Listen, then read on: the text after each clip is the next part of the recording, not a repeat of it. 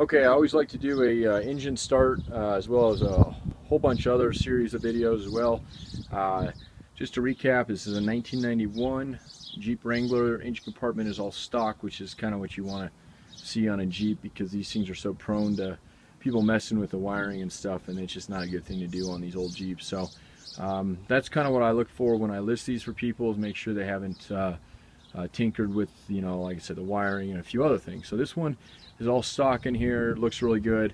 It's low miles engine. This has only got just over 91,000 original miles on it. You can tell too, it's got plenty of power for a little 4-cylinder, which is awesome because they're good on gas. A lot of times these things fill under power just because they get so many miles on them, they just start wearing. The compression gets real low on them, but you can tell this thing still has really good compression. There's no leaks. It's sat in the same place for a few days now. And that's another way I list my vehicles too for people, is I always make it a part of the requirement that I have the vehicle for about a week prior to I actually list them. That way I can drive them around personally, get a feel for them, have them sit in one place and make sure they don't leak and whatnot. So I'm going to fire her up here, we'll let her run, and then we'll do the rest of the videos and go from there. Of course I don't have my key, bummer. Alright, you're going to have to hang out for a sec while I go get my key.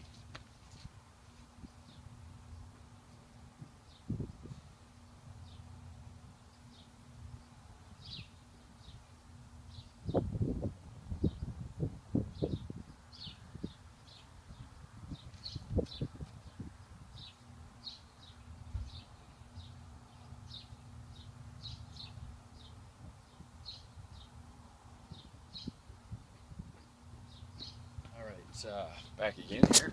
Okay, so and there's your miles there, 91,438, and you can see there's the gas pedal, if you can see it right there, and the clutch. Other than the clutch, it's a fuel injected motor, so you should never have to give these things fuel or anything. And then it is cold.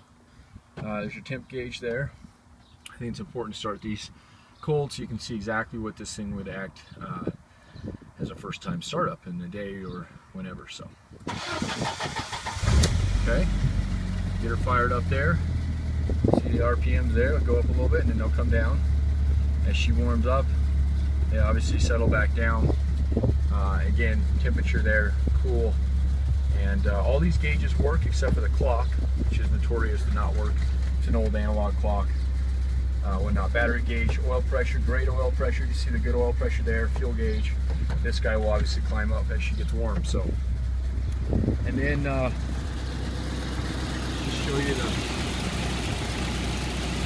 So basically, what I always tell people to look for on engines, making sure they're not idle and rough, that little shape there, and just make sure it's nice and smooth, which it is. Yeah. So no smoke, doesn't smoke. It passed Colorado emissions, which is probably one of the more difficult next to California's emissions to pass.